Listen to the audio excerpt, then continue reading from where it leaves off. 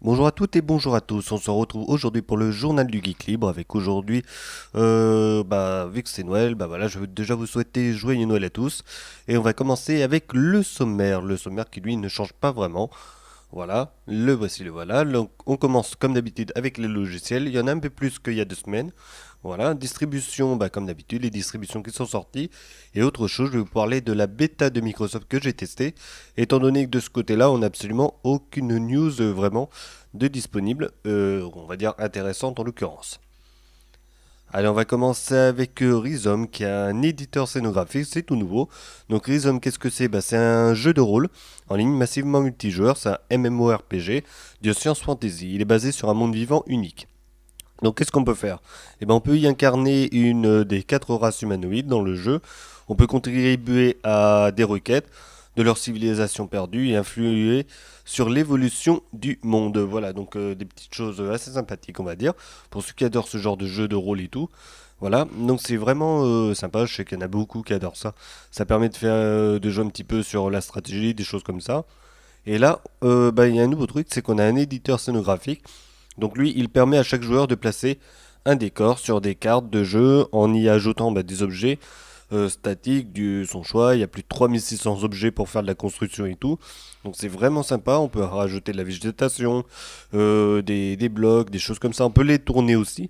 Voilà, on peut les tourner sur des axes, les déplacer et les tourner donc sur les axes X, Y et Z. Donc ce qui est assez bien, on va dire. Voilà, et tout ça c'est présenté avec des menus qui permettent justement de pouvoir gérer sa carte tout seul et de manière assez simple. Enfin, normalement. Voilà, à voir en réalité.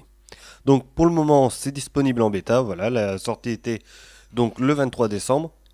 Donc il n'y a pas si longtemps que ça. Normalement, ça devrait bientôt être disponible en pur. Mais pour ceux qui veulent vraiment tester ça, ils peuvent donc récupérer évidemment la bêta, l'installer, tester tout ça. Ce qui est pas mal. Allez, on va continuer avec Lima qui passe en 0.8.6. Alors c'est un logiciel multisystème de comptabilité.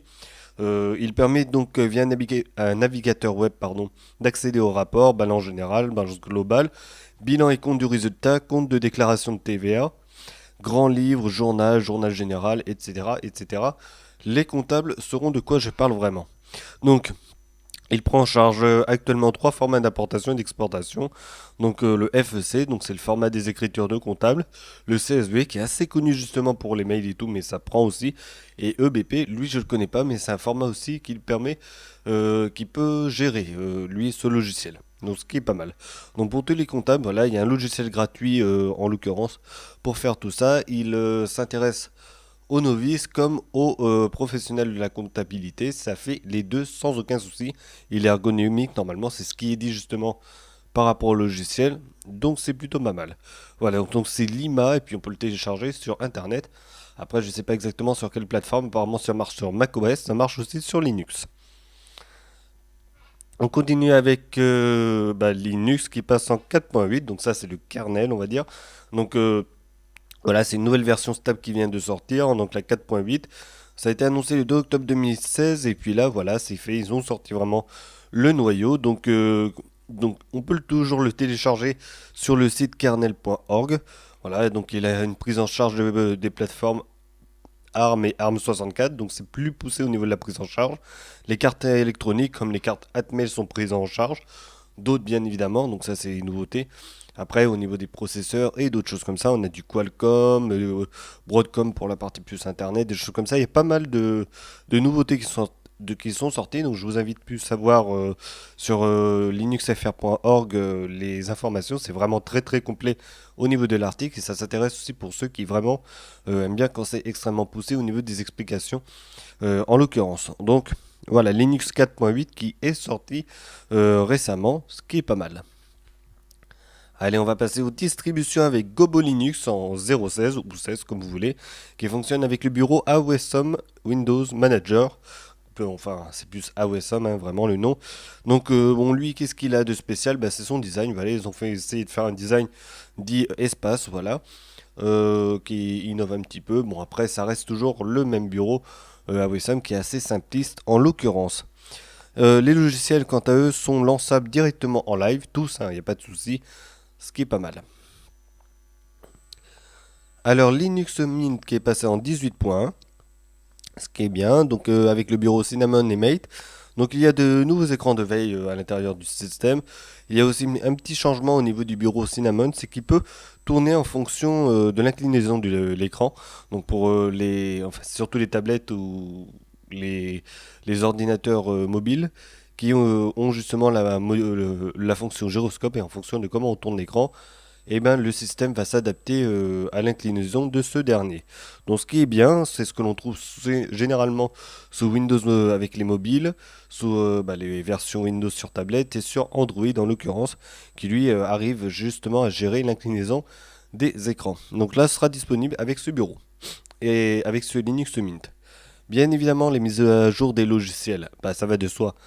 Ils y sont, correction de bugs et tout, ça y est. On continue avec Gecko Linux, bon, lui avec son numéro à faire fuir les chiens, donc 422.161.213.0, j'aime bien le dire ce truc-là. Voilà, donc lui qu'est-ce qu'il a? Donc c'est une mise à jour de ce système qui est basé sur OpenSUSE. Donc vu que ce dernier est passé en 42.2, lui aussi il s'est mis à jour pour être basé sur la dernière version de OpenSUSE. Voilà, avec la mise à jour évidemment des logiciels internes. Et pour le kernel Linux, il est passé en 4.4.36 au niveau de ce dernier.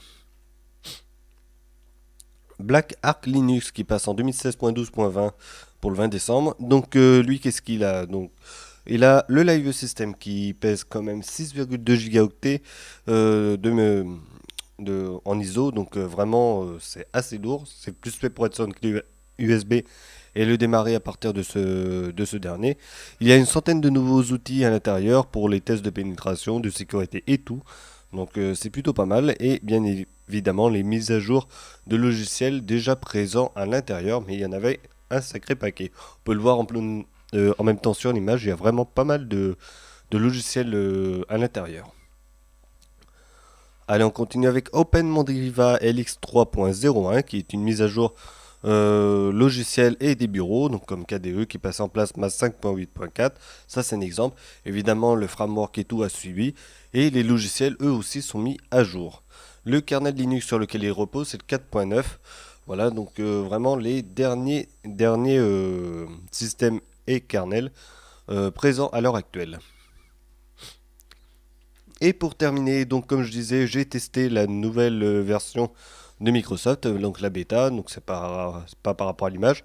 J'en ai fait une petite vidéo. Bon, ce que j'en ai pensé, c'est que on voit pas trop le changement encore. Normalement, il y a Cortana qui devrait être bien plus présent à voir par la suite, mais voilà, sur le menu démarrer et tout, j'ai pas vu le grande différence. Pour moi, ça reste à peu près pareil, mis à part qu'il y a vachement de bugs à l'heure actuelle. Donc peut-être c'est en machine virtuelle, mais je pense qu'à mon avis, c'est aussi Windows qui en est pas mal aussi la cause, je pense.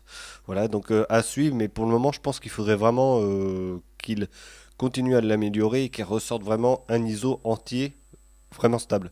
Parce que là, à l'heure actuelle, c'est un petit peu le souci. L'explorateur de fichiers est toujours pas d'onglet. On l'attend, mais il n'y en a toujours pas. Et puis bah, après, il y a quelques petits logiciels internes qui ont été rajoutés, comme Paint 3D, qui permet de faire des figures en 3D et après de les imprimer avec des imprimantes 3D et tout. Et j'ai vu un logiciel, c'est holographique, je sais plus exactement le nom, mais c'est Windows holographique, je crois. Et ça permet, à mon avis, de gérer les casques virtuels de Microsoft comme HoloLens et tout. À suivre par rapport à la suite de Microsoft, ce que vont sortir après comme bêta chez Windows et tout, on va voir. Mais je pense qu'il va y avoir un petit peu de nouvelles choses de ce côté-là. Et après, côté graphique, il n'y a pas de changement. Ça va être pour la prochaine sortie de bêta. Parce que normalement, il devrait changer complètement la charte graphique et tout.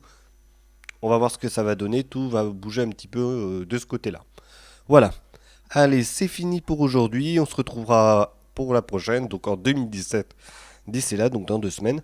En attendant, je vous souhaite bonne journée, un bon Noël, de bonnes fêtes et surtout une bonne année pour celle qui va arriver. Voilà, allez, à bientôt. Salut.